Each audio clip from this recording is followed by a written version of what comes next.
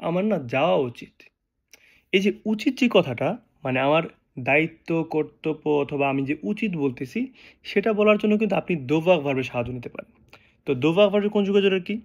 Je dois, tu dois, il doit, elle doit, on doit, nous devons, vous devez, ils doivent, elles doivent। এটা হচ্ছে devoir ভার্বের conjugation. এটা কিন্তু প্রেজেন্টে হচ্ছে। So আপনি এটাকে যদি পাস্ট করে দেন তাহলে পাস্টে কনজুগেশন হবে। মানে পাস্টে বলতেছেন উচিত ছিল।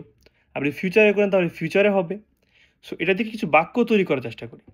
সেটা হচ্ছে যেমন স্ট্রাকচারটা হচ্ছে subject, devoir verb, main verb.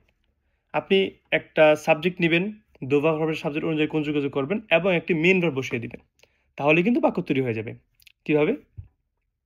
Je dois manger। দেখছেন? Je dois manger। আমাকে খেতে হবে বা আমাকে খাওয়া উচিত। অথবা je suis malade, je dois aller chez le médecin। Je suis malade। প্রথম বাক্যটা কি ছিল? আমি অসুস্থ। Je dois aller chez le médecin। আমাকে ডাক্তারের কাছে যাওয়া উচিত বা আমার ডাক্তারের কাছে যেতে হবে। অর্থ কিন্তু এটা হচ্ছে। ওকে, আরো যদি আমি উদাহরণ দেই, Je dois partir avant 17 heures। আমাকে 5টার আগে যেতে হবে। Je dois partir avant 17 heures। Je dois partir avant 17 heures। আপনি যদি আরো বলতে চান যে তোমাকে আসতে হবে আগামীকাল সকালে। Tu dois venir demain matin। Tu dois venir demain matin।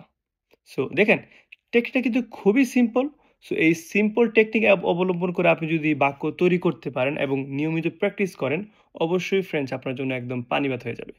আর হ্যাঁ, আপনি যদি প্যারিসে ক্লাস করতে যান, আমাদের কিন্তু প্যারিসের শাখাটি আবার রিওপেন করা হচ্ছে। সো আপনি সেখানে কিন্তু ভর্তি হতে পারেন।